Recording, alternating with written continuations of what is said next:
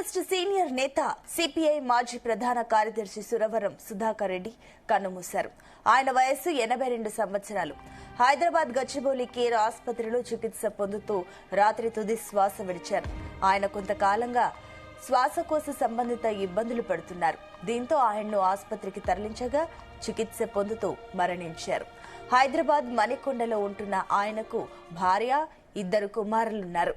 సుధాకర్ రెడ్డి భౌతిక కాయాన్ని ఆదివారం ఉదయం 10 గంటలకు హైదరాబాద్లోని పార్టీ రాష్ట్ర కార్యాలయానికి తరలిస్తారు.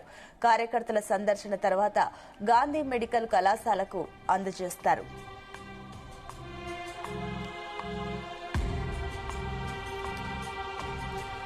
ఇదే అంశానికి సంబంధించి మరిన్ని డీటెయిల్స్ మా బ్యూరో చీఫ్ నరేందర్ అందిస్తారు. నరేందర్. రైట్ సునీత, సిపిఎం దిగ్గజ నేత, మాజీ ఎంపీ, 2 సార్లు ఎంపీగా పనిచేశారు. ఆయన 1998 లోను, అదేవిధంగా 2004లోను లోక్సభలో ఆయన ప్రాతినిధ్యం వహించారు. నల్లగొండ పార్లమెంట్ స్థానం నుంచి ఉత్తమ పార్లమెంటేరియన్ కూడా ఆయనకు గుర్తింపు ఉంది.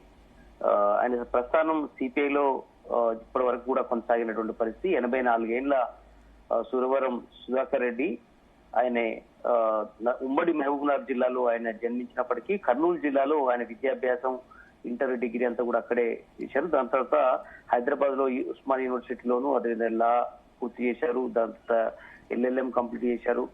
ఆయనే వివిధ అంచెలంచెలుగా ఎదిగినటువంటి ఆయనే సిపిఎం జాతీయ ప్రధాన కార్యదర్శి పదవిలో కూడా కొనసాగారు. 2019 వరకు కూడా 3 దఫాలుగా ఆయన జాతీయ ప్రధాన కార్యదర్శిగా పనిచేశారు.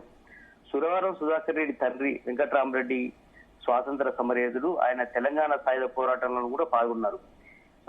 మొత్తానికి ఆయన గాని, అదేవిధంగా సురవరం ప్రతాప్ రెడ్డి వాళ్ళ పెదనాన్న గాని, వీళ్ళందరూ కూడా ఉద్యమ ప్రస్థానం ఉంది. తెలంగాణ ఉద్యమం కంటే ముందు గాని, అదేవిధంగా రజాకార్ల మూవ్మెంట్ లో కూడా పెద్ద ఎత్తున వాళ్ళు పనిచేసినటువంటి పరిస్థితి ఉంది. ఆయనన్న రాజకీయాల్లో, జాతీయ రాజకీయాల్లో గాని, రాష్ట్ర రాజకీయాల్లో కూడా ఆయన అంటూ తెలియని వాళ్ళు అంటూ ఎవరు లేరు. అందరూ కూడా ఆయన సుపరిచితున్నటువంటి వ్యక్తి.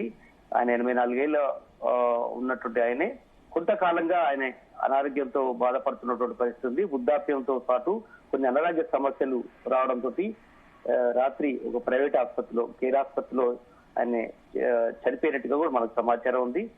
ఆయనకు 2 కొడుకులు, ఒకరు ప్రజెంట్ అమెరికాలో ఉన్నారు. ఆయనే ఈ రోజు రాత్రి 10-11 గంటల వరకు అర్ధరాత్రి వచ్చే అవకాశం ఉంది. ఆయన కోసమే ఈ రోజు అంతా కూడా ఆయన నివాసంలో పార్థివ దేహం ఉంచుతారు. రేపు మధ్యాహ్నం, అంటే వాస్తవానికి ఆయన హిమాయత్నగర్ లోని పార్టీ కార్యాలయంలో కూడా ఆదివారం ఉదయం 10 నుంచి మధ్యాహ్నం 3 గంటల వరకు కూడా ఆయన పార్థివ దేహాన్ని అక్కడ ఉంచుతారు పార్టీ కార్యాలయంలో. అనంతరం సిపిఐ కార్యాలయం నుంచి మధ్యాహ్నం 3 గంటలకు ర్యాలీగా వెళ్లి సురవరం భౌతిక కాయాన్ని గాంధీ ఆసుపత్రిలో దానం చేయనున్నట్టు కూడా కుటుంబ సభ్యులు చెప్పారు.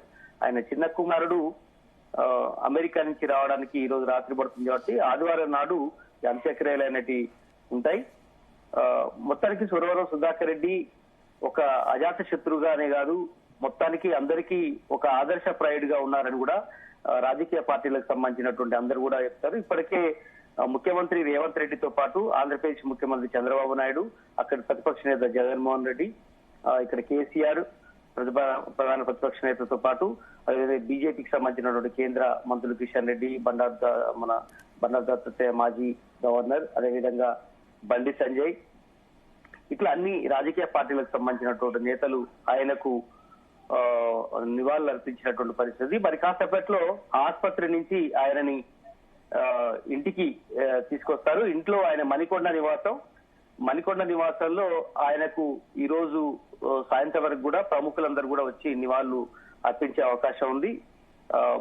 ముఖ్యులు అనుకున్న రాజకీయ నాయకులందరూ కూడా, ముఖ్యంగా సిపిఐలో ఆయన మొత్తం ప్రస్థానం ఉంది. సిపిఎం సంబంధించినటువంటి వాళ్ళు కూడా పెద్ద ఎత్తున జాతీయ స్థాయిలో ఉన్నటువంటి వాళ్ళు కాదు, సిపిఐ నుంచి జాతీయ స్థాయిలోని నాయకులు, ఇక్కడ రాష్ట్ర నేతలు, వివిధ రాజకీయ పార్టీలకు సంబంధించినటువంటి నేతలందరూ కూడా ఆయనను చివరిసారిగా చూసేందుకు ఆయన నివాసానికి ఇవాళ కొంతమంది వస్తారు. అదేవిధంగా రేపు పార్టీ కార్యాలయానికి అత్యధిక మంది వచ్చే అవకాశం అయితే ఉంది. ఆయనే రాజకీయ పదవులు ఎన్నో కూడా చేశారు. 1971లో కేరళను కొచ్చిలో జరిగినటువంటి సిపిఐ 9వ నేషనల్ కౌన్సిల్ సమావేశంలో జాతీయ కమిటీకి సభ్యుడయ్యాడు మొదటిసారి. దాని తర్వాత 74లో తిరిగి ఆంధ్రప్రదేశ్ కు వచ్చినటువంటి సురవరం నాటి నుంచి 84 వరకు కూడా సిపిఐ ఉమ్మడి ఏపీ రాష్ట్ర కార్యవర్గ సభ్యుడిగా పనిచేశారు. దాని తర్వాత 85లో 90లో కూడా కొల్లాపూర్ అసెంబ్లీ నుంచి సురవరం సుధాకర్ రెడ్డి పోటీ చేసి ఓటమి చూసినప్పటికీ 1994 లో కర్నూలులో డోన్ లో ముఖ్యమంత్రి విజయభాస్కర్ రెడ్డిపై పోటీ చేసి కూడా ఓడిపోయారు. దాని తర్వాత ఆయన 1998 లో నల్లగొండ పార్లమెంట్ సభ్యుడిగా 12వ లోక్సభలోకి ఎన్నికయ్యారు. ఇదే సంవత్సరంలో ఏపీ సిపిఐ రాష్ట్ర కార్యదర్శిగాను జాతీయ కార్యదర్శి సభ్యుడిగాను ఎన్నికయ్యారు. 2000 సంవత్సరంలో విద్యుత్ బిల్లుల పెంపునకే వ్యతిరేకంగా వామపక్షం పోరాటాలు చేసినటువంటి సురవరం సుధాకర్ రెడ్డి ఎంతో ముఖ్య పాత్ర పోషించారు. 2004లో జరిగినటువంటి 14 లోక్సభ ఎన్నికల్లో కూడా నల్లగొండలో నుంచి రెండోసారి ఆయన ఎన్నికైనటువంటి పరిస్థితి ఉంది. సురవరం కార్మిక పార్లమెంటరీ స్టాండింగ్ కమిటీ చైర్మన్ గాను 2007లో హైదరాబాద్ జిల్లా జరిగినటువంటి సిపిఐ జాతీయ మహాసభలో కూడా ఉప ప్రధాన కార్యదర్శిగా ఎన్నికయ్యారు. 2012 పట్నాలో జరిగినటువంటి జాతీయ మహాసభలో కూడా పార్టీ ప్రధాన కార్యదర్శిగా నియమితులయ్యారు.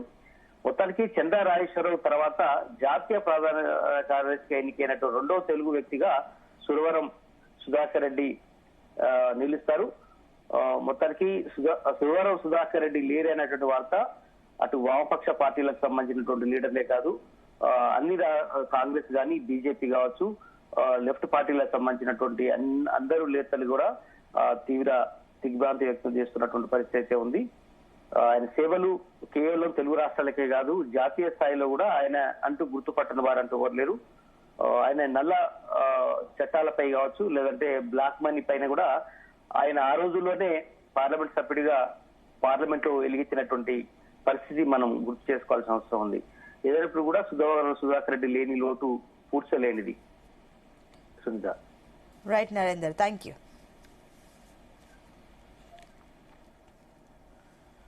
విద్యార్థి ఉద్యమాల నుంచి జాతీయ రాజకీయాల దాకా ఎదిగిన ఆయన 3 దఫాలు సిపిఐ జాతీయ ప్రధాన కార్యదర్శిగా పనిచేశారు. సుధాకర్ రెడ్డి తండ్రి వెంకట్రామిరెడ్డి స్వాతంత్ర సమర యోధుడు కాగా సురవరం ప్రతాపరెడ్డి ఆయన పెద్దనాన్న. సుధాకర్ రెడ్డి సొంతూరు జోగులాంబ గద్వాల జిల్లా ఉండవల్లి మండలం కంచుపాడు. ఆయన తన అమ్మమ్మ గారి ఊరు కోడేరు మండలం కొండ్రవపల్లిలో 1942లో మార్చి 25న జన్మించారు. కర్నూలులో విద్యాభ్యాసం చేశారు. 15 ఏళ్ల వయసులో తమ పాఠశాలలకు బ్లాక్ బోర్డులు, పుస్తకాలు కావాలంటూ జరిగిన ఆందోళనలో పాల్గొన్నారు. విద్యార్థి దశ నుంచే కమ్యూనిస్టు ఆలోచనలు ఆయన్ను ఆకర్షించాయి.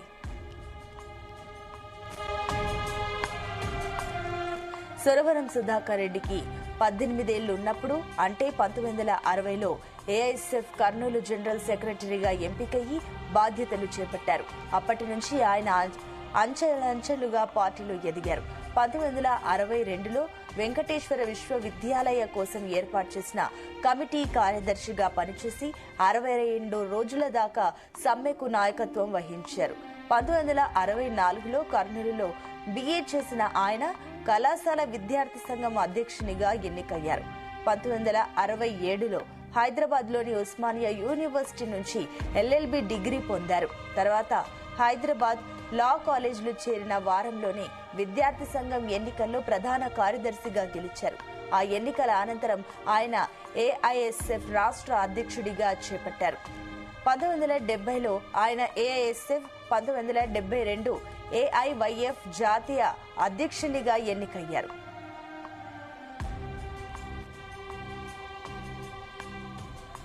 సురవరం సుధాకర్ రెడ్డి 1974 నుంచి 1984 వరకు సిపిఐ ఆంధ్రప్రదేశ్ రాష్ట్ర కార్యవర్గ సభ్యునిగా పనిచేశారు.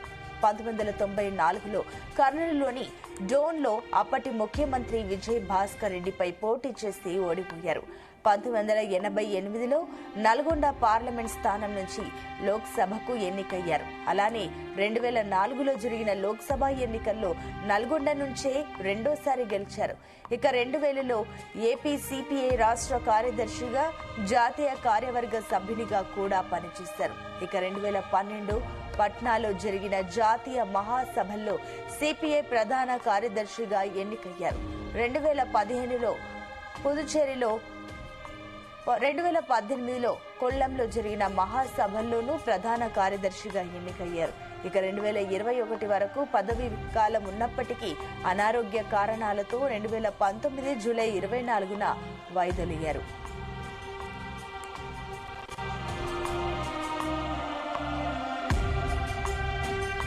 పలు ఉద్యమాలకు సురవరం సుధాకర్ రెడ్డి నాయకత్వం వహించారు. 2000 సంవత్సరంలో విద్యుత్ ఛార్జీల పెంపుదలకు వ్యతిరేకంగా వామపక్షాలు నిర్వహించిన పోరాటంలో కీలక పాత్ర పోషించారు. తెలంగాణ ఉద్యమంలో సురవరం సుధాకర్ రెడ్డిది కీలక భూమిక. మొదట్లో భాషా ప్రయుక్త రాష్ట్రాల ఏర్పాటుకు మద్దతు తెలిపిన సిపిఐ తర్వాత ప్రత్యేక ప్యాకేజీతో తెలంగాణ వెనుకబాటుతుందని తీర్పునిచ్చిందని భావించారు. అయితే ఆ తర్వాత ప్రత్యేక రాష్ట్రం తప్ప వేరే మార్గం లేదని గుర్తించి పార్టీ వైఖరిని మార్చుకుంది. ఈ నిర్ణయం మారడంలో సుధాకర్ రెడ్డి ప్రధాన పాత్ర పోషించారు.